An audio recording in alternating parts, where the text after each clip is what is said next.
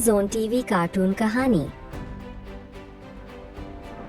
करिश्मा, रेशमा और मनीषा 3 बहनें हैं। उनका एक भाई भी है, मयंक। मयंक अपनी बहनों को बहुत प्यार करता है, लेकिन मयंक की पत्नी सविता इस मामले में मयंक से बिल्कुल ही अलग है। वो अपनी ननदों का जितना बुरा कर सकती है उतना बुरा करती ही रहती है और अपनी ननदों पर हुक्म भी चलाती है। करिश्मा, करिश्मा, तुमने अभी तक नाश्ता नहीं बनाया? तुम्हारे भैया को ऑफिस जाने में देर हो रही है। हाँ भाभी, बस अभी बनाती हूँ। करिश्मा, तुम ये ढीलापन छोड़ दो। कल को पराये घर जाना है। वहाँ अगर तुम इस तरह से काम करोगी तो लोग क्या कहेंगे कि माँ ने और भाभी ने कुछ सिखाया नहीं। और तुम्हारी दोनों बहनें कहाँ है? रेशमा मार्केट गई है और मनीषा सो रही है। क्या? सुबह के 8 बज रहे हैं और ये महारानी अभी भी सो रही है? ये कहते हुए सविता अपनी सास दुर्गा देवी के पास जाती है। माँ जी, देख रही हो अपनी बेटियों के तौर तरीके? क्या हुआ बहू, सुबह सुबह क्या कर दिया मेरी बेटियों ने? अरे एक तो अभी अभी उठकर किचन में गई है, दूसरी सुबह सुबह बाहर चली गई और तीसरी अभी तक सो रही है। क्या करूं मैं इन तीनों का? मैं तो परेशान हो गई हूँ।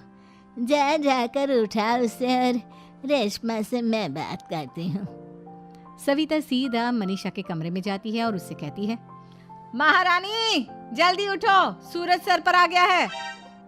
भाभी थोड़ी देर और सोने दो ना, मैं रात को लेट सोई थी। वो क्या है ना, यूनिट टेस्ट चल रहे हैं। शराफत से उठती है या नहीं, या फिर पानी की भरी बाल्टी डालूं तेरे ऊपर? नहीं भाभी, मुझे बिस्तर में नहीं नहाना, उठती हूँ मैं। मनीषा जल्दी से उठकर बाथरूम में चली जाती है। सभी आराम से बैठकर नाश्ता कर रहे होते कि तभी रेशमा बाजार से हाथ में सामान लिए आ जाती है। रेशमा को देखते ही सविता उस पर बरस पड़ती है। लो, आ गई महारानी। ऐसा भी क्या सामान लाना था जो सुबह आंख मलते ही बाजार की तरफ रवाना हो गई? भाभी, कल आप ही तो चीख रही थी कि घर का सारा सामान मुझे ही लाना पड़ता है, घर में किसी को भी किसी काम से कोई लेना देना नहीं है। अब मैं बाजार जाकर सामान ले आई तो आपको इस बात से भी तकलीफ हो रही है? देख रही हो माँ जी, अपनी बेटी की जुबान कैंची से भी तेज चलती है। और मयंक, आप तो कुछ कहेंगे नहीं अपनी लाडली बहन को? रेशमा, अपनी भाभी से ऐसे बात नहीं करते। चलो माफी मांगो। भैया, मैं क्यों माफी मांगू? आप भाभी से बोलिए ना कि हम पर कम हुक्म चलाया करे। हम इस घर की बेटियां हैं और आपकी पत्नी की ननद है, नौकरानी नहीं। लो कर लो बात। इनकी भलाई के लिए कुछ भी बोलो तो इन्हें बुरा लग जाता है। इस घर में यही इज्जत है मेरी। देख लो माँ जी, आपकी बेटी किस लहजे में मुझसे बात कर रही है। सविता वहां से चली जाती है। मयंक को बहुत गुस्सा आता है, वो भी वहां से चला जाता है। फिर करिश्मा रेशमा को समझाती है, रेशमा, तुम्हें भाभी से माफी मांग लेनी चाहिए थी ना। लेकिन दीदी, मैंने कुछ किया ही नहीं, तो मैं माफी क्यों मांगू? हाँ करिश्मा दीदी, रेशमा दीदी जैसे ही घर में आई भाभी ही उन पर चिल्ला रही थी। हाँ, मैं मानती हूँ कि गलती भाभी की थी। मैं तो इसलिए बोल रही हूँ कि भाभी ने माँ को तो पूरी तरह अपने वश में कर लिया है।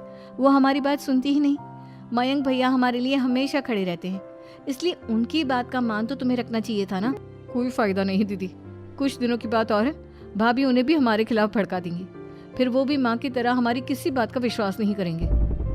इसी तरह सविता अपनी तीनों ननदों को किसी न किसी बात पर परेशान करती रहती थी। एक दिन मयंक अपनी तीनों बहनों के लिए गिफ्ट लाया। करिश्मा, ये तुम्हारे लिए हार का सेट। रेशमा, तुम्हारे लिए सुंदर सी ड्रेस। और मनीषा, तुम्हें किताबें पसंद है ना, तुम्हारे लिए किताबें लाया हूँ। थैंक यू भैया। थैंक यू भैया। थैंक यू भैया। करिश्मा, तुम्हारा नेकलेस कितना सुंदर है, ये भैया कहाँ से ले आए होंगे? मैंने भैया को 3 दिन पहले फोन पर ये डिजाइन दिखाया था और आज भैया ये ले आए। सविता तो अपनी ननदों के गिफ्ट्स देखकर जल गई और करिश्मा का नेकलेस तो उसे भी बहुत पसंद आया था। अपनी बहनों के लिए कितना अच्छा नेकलेस लेकर आए हैं, मुझे कभी कोई गिफ्ट नहीं दिया। मैं आज ही ये हार चुरा लूंगी। रात में सविता करिश्मा का हार चुरा लेती है और इसी तरह उसे अपनी ननदों की जो भी चीज़ अच्छी लगती वो उसे मांगती नहीं, बल्कि रात के अंधेरे में चुरा लेती। इसी तरह दिन बीतते गए और सविता ने मयंक के दिल में भी उसकी बहनों के लिए नफरत पैदा कर दी।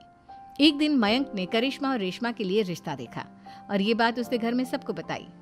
माँ, करिश्मा और रेशमा के लिए बहुत अच्छा रिश्ता आया है, वो लोग कल इन्हें देखने आ रहे हैं। आप और सविता मिलकर सारी तैयारी कर लेना। ये सुनकर करिश्मा और रेशमा खुश हो जाती हैं। लेकिन सविता सोचती है, अगर इन दोनों बहनों की शादी हो गई तो घर और बाहर का काम कौन करेगा? मनीषा तो एक नंबर की कामचोर है, उससे तो किसी बात की उम्मीद लगाना ही बेकार है। मुझे इस शादी को रोकना होगा। अगले दिन सभी लड़के वालों के स्वागत की तैयारी करने में लगे होते हैं। तभी मयंक अपनी बहनों से आकर कहता है, तैयार हो गई तुम दोनों? देखो दोनों लड़के बहुत अच्छे हैं, मैं कोई कसर नहीं छोड़ना चाहता, इसलिए तुम उनके सामने अच्छे से बिहेव करना और अपनी भाभी से लड़ने मत लग जाना। करिश्मा, तुम वो नेकलेस पहन लो ना जो मैं तुम्हारे लिए लाया था।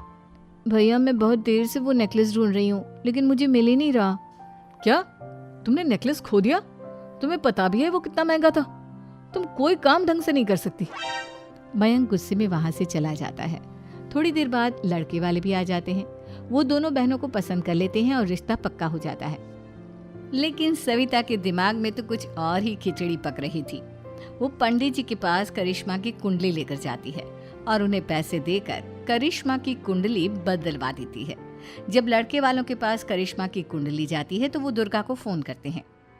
बहन जी, हमने करिश्मा की कुंडली अपने पंडित जी को दिखाई थी। आपकी बेटी की कुंडली नहीं बल्कि दोषों का पिटारा है।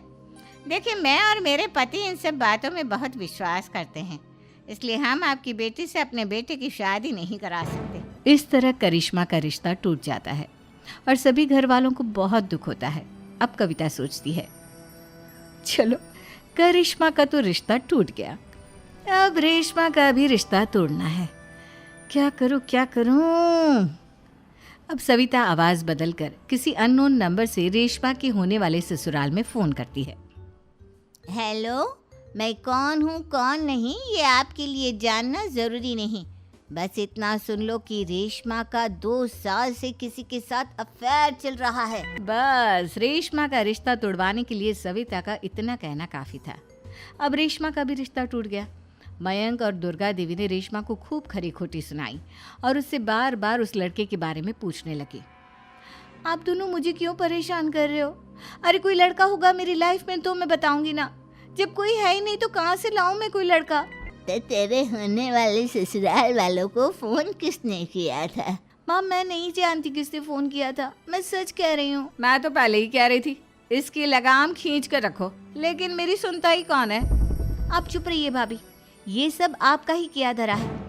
अब तीनों बहनों को विश्वास हो जाता है कि ये सब उनकी भाभी ही कर रही है। तीनों बहनें अपनी भाभी को सबक सिखाने के लिए एक वकील कर लेती है और घर में हिस्सा मांगना। देखो भैया, माँ बाप की जायदाद में जितना बेटों का हक होता है उतना ही बेटियों का, इसलिए इस घर के 4 हिस्से होंगे और हमें अपना हिस्सा चाहिए। मैंने तुम्हारे लिए क्या क्या नहीं किया और तुम इस घर में हिस्सा मांग रही हो? भैया, आप और माँ हम बहनों की कोई बात नहीं सुनते हो और भाभी हमारी शादी नहीं होने देगी क्योंकि उन्हें लगता है कि आप हमारी शादी में ज्यादा पैसा लगाओगे और उन्हें हम जैसी फ्री की नौकरानी कहाँ मिलेगी। तो हम भाभी के साथ तो रह नहीं सकते, हम बहनों को अपना हिस्सा चाहिए। अरे तुम्हें शर्म आनी चाहिए अपने भाभी पर ऐसा इल्जाम लगाते हुए। वो तुम्हारे बारे में कितना सोचती है। हाँ माँ, भाभी हमारे बारे में बहुत सोचती है, दिन रात बस यही सोचती रहती है कि किस तरह से अपनी तीनों ननदों को परेशान करूं और कभी मुझे पढ़ने भी नहीं देती। दोनों बहनों का रिश्ता भी तो इन्होंने ही तोड़वाया है और रात में हमारे कमरे में आकर हमारी चीजें भी चुराती हैं। इसी तरह सविता की तीनों ननदें अपनी बात पर अड़ी रही। अब कोर्ट में तारीख भी शुरू हो गई। जब सविता को लगा कि उसकी तीनों ननद इतनी आसानी से नहीं मानने वाली, तो उसने अपने पति और सास को सारी सच्चाई बता दी और अपनी तीनों ननद से माफी मांगी। मयंक और दुर्गा को भी अपनी गलती का एहसास हो गया। अब सविता खुद करिश्मा और रेशमा के लिए अच्छा रिश्ता ढूंढती है और उनकी शादी करवाती है।